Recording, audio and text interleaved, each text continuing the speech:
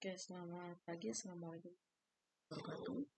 Baik, sekarang kita masuk ke pertemuan 2, yaitu faktor manusia. Setelah kemarin kita bahas tentang pengenalan IMK di awal ya, yaitu salah satu faktor yang mempengaruhi IMK antara lain adalah manusia.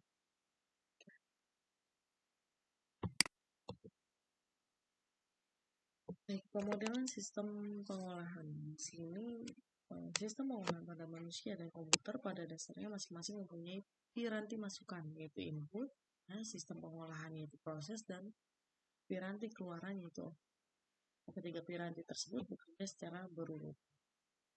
Pada manusia, piranti masukan atau input terletak pada panca indera yang selanjutnya informasi yang diperoleh akan diproses dan diolah di dalam memori atau otak yang selanjutnya menghasilkan keluaran yang sesuai dengan pengolahan dari itu informasi yang diterima sebelumnya. Nah, sistem itu adalah kumpulan dari elemen yang saling terkait dengan tujuan tertentu. Dan di sini ada 3 aspek dari sistem komputer yang harus diperhitungkan agar bisa berjalan dengan baik.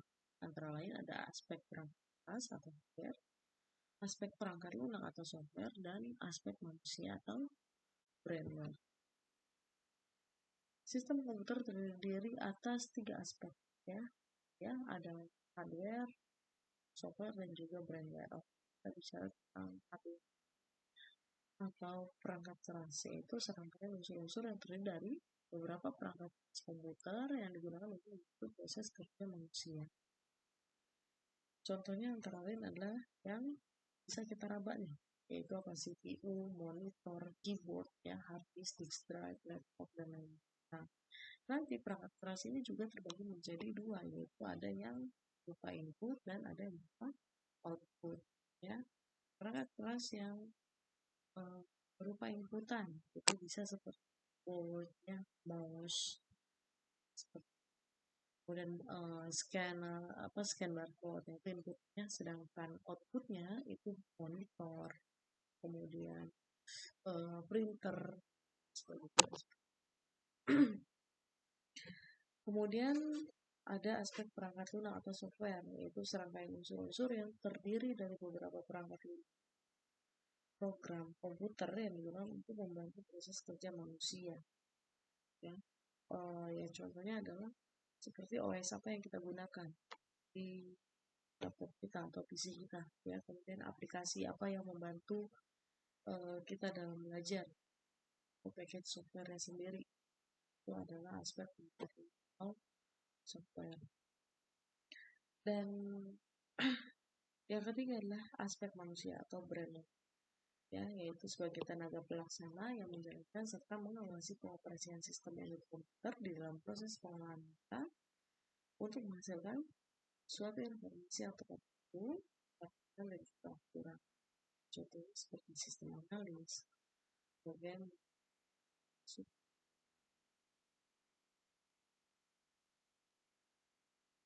Oke, faktor manusia brainware dalam merancang antarmuka itu antara lain ada faktor, ya. Penglihatan pada manusia tentu berkaitan dengan mata. Fungsi mata ini untuk menghasilkan persepsi yang terorganisir akan gerakan, ukuran, bentuk, jarak, posisi relatif, tekstur, dan warna. Dan di dalam dunia nyata, mata selalu digunakan untuk melihat semua bentuk 3 dimensi. Sedangkan dalam sistem komputer yang menggunakan layar 2 dimensi, mata kita ini dipaksa untuk dapat mengerti bahwa objek pada layar tampilan tersebut harus dipahami sebagai objek 3 dimensi. Oke, yang pertama ada luminance. Ya, luminance ini adalah banyaknya cahaya yang dipantulkan permukaan objek. Semakin besar luminance dari sebuah objek, maka rincian objek yang dapat dilihat oleh mata juga akan semakin bertambah. Besarnya luminance sebuah objek atau layar tampilan juga akan menyebabkan mata bertambah sensitif terhadap flicker atau kedipan. Kemudian yang kedua ada kontras, ya, hubungan antara cahaya yang dikeluarkan oleh suatu objek dan cahaya dari latar belakang objek tersebut. Nah, untuk mendapatkan nilai kontras ini, dengan melihat selisih antara luminance objek dengan latar belakangnya dibagi dengan luminance latar belakang, sehingga objek dapat negatif dan positif tergantung dari luminance objek itu terhadap luminance latar belakang. Yang ketiga ada kecerahan, yaitu tanggapan subjektif pada cahaya.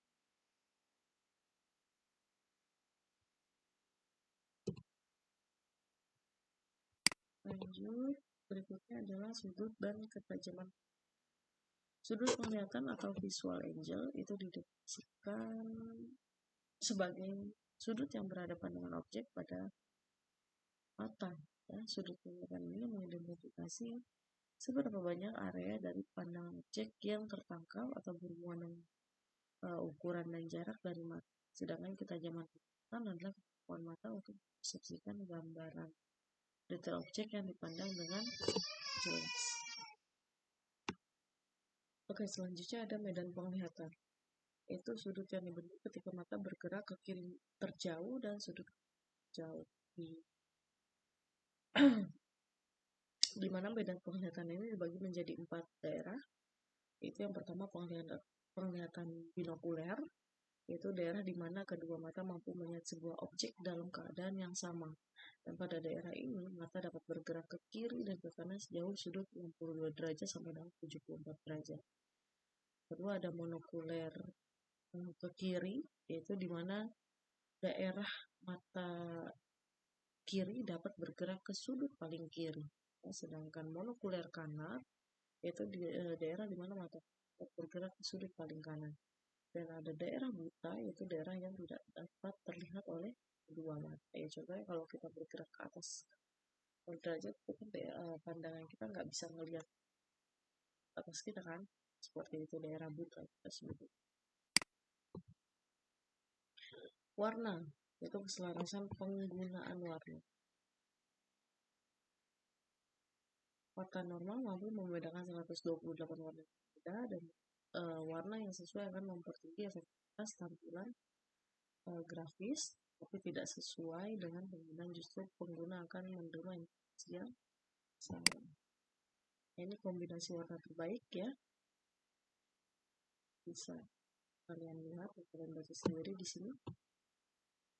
Oke, kita lanjut ke 3 aspek sebagai petunjuk dalam pemilihan warna.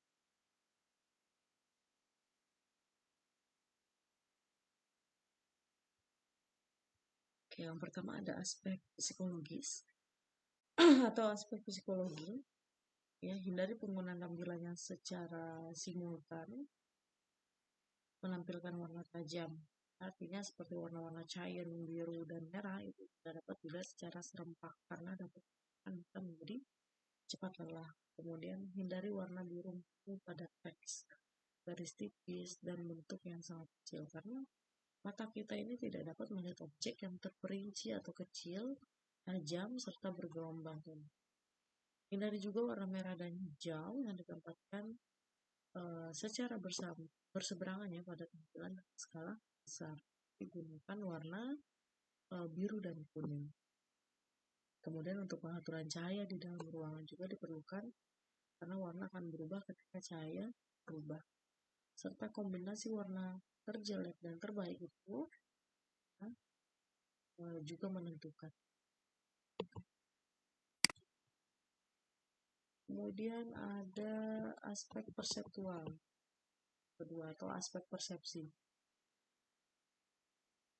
di mana layar tampilan itu dapat diterima atau tidak oleh pengguna sangat bergantung pada warna yang digunakan. Nah, warna dapat meningkatkan interaksi hanya jika implementasinya mengikuti prinsip dasar dari penglihatan warna oleh manusia. Tidak semua warna ini mudah dibaca ya. Secara umum latar belakang dengan warna gelap akan memberikan kenampakan yang lebih baik atau informasi yang lebih jelas dibandingkan warna yang cerah. Kemudian yang ketiga adalah aspek kognitif, yaitu penggunaan warna ya. Dari penggunaan warna itu jangan menggunakan warna berlebihan, warna yang sama, kesan pada kecerahan yang akan menarik.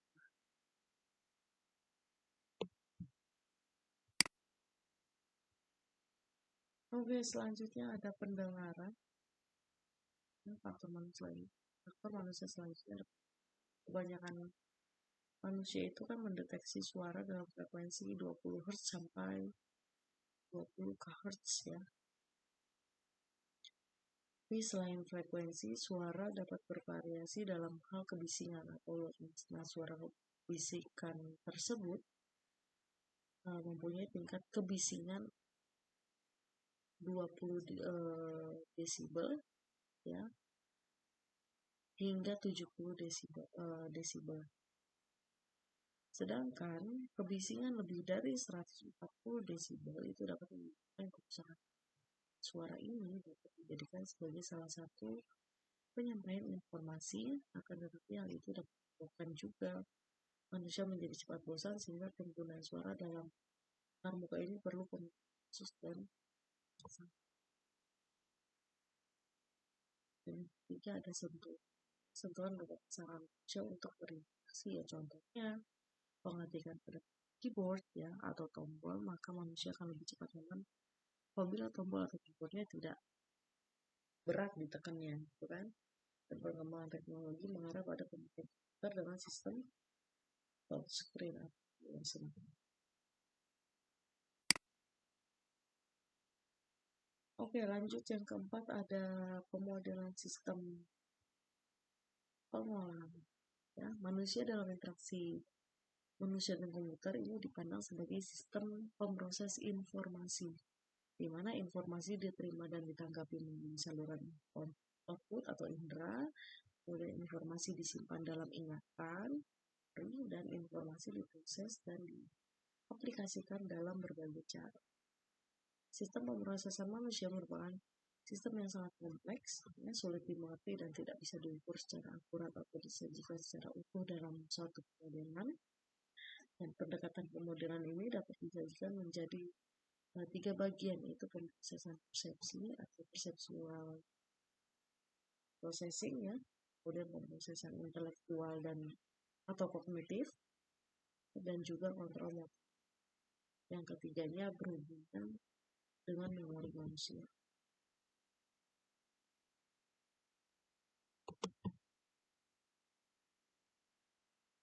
Oke, lanjut ada pengendalian motorik, yaitu pengendalian motorik pada manusia dapat dilatih untuk mencapai taraf tertentu seperti mengetik 10 jari atau untuk kecepatan 1000 huruf per menit.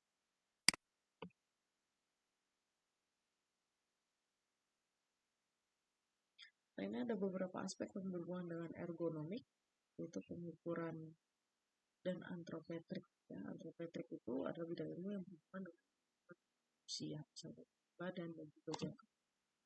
Tujuannya adalah untuk mengukur keseimbangan antara teori yang diperoleh dari sejumlah acuan dan juga suasana kerja yang sebenarnya sehingga kenyamanan dapat dicapai pada gilirannya untuk meningkatkan efisiensi kerja. Yang kedua ada aspek ergonomik dari stasiun kerja, yaitu pemasukan data. Lainnya, operatornya membutuhkan kursi yang baik, yang nyaman, ya, yang dapat diatur, papan ketik yang dapat diatur, posisi dokumen dan instrumen sebagai sumber yang baik. Kemudian ada akuisisi data dan pengolahan kata, kerjaan yang lebih banyak menatap layar tampilan, kerjaan interaktif, ya, pekerjaan yang variatif, user tidak diam di tempat tetapi bergerak dalam pekerjaan. Dan selanjutnya cahaya, ya, pencahayaan. Selain tadi ini ya, aspek ergonomik, ini antara lain ada pengukuran antrometrik ya, ekonomi dari stasiun kerja, pencahayaan, sampai dengan nanti kebiasaan dalam. Kita masuk ke pencahayaan. Ini dia berfungsi untuk menghindari adanya kilau yang ditimbulkan oleh layar monitor. Ya, biasanya kita bisa memasang filter anti kilau dan juga pengaturan pencahayaan. Tujuan utamanya pasti untuk peletakan layar monitor ya, antara dari user dari cahaya yang terang langsung maupun pantulannya, kemudian menghindari adanya Kecerahan pada bagian depan user yang berlebihan, dan memberikan keyakinan bahwa adanya pencahayaan yang cukup untuk pekerjaan yang perlu. Nah, ini cahaya dalam sebuah ruangan dapat berupa cahaya tak langsung dan cahaya langsung. Seperti ini ya, posisinya. Jadi, kalau bisa posisi kita dengan layar monitor itu sejajar. Ya, tidak terlalu menunduk dan juga tidak terlalu suhu dan kualitas udara juga sangat berpengaruh. Ya, suhu yang panas dapat membuat berkurangnya konsentrasi kerja. Pasti solusinya adalah dengan pemasangan pengontrol udara dalam ruangan.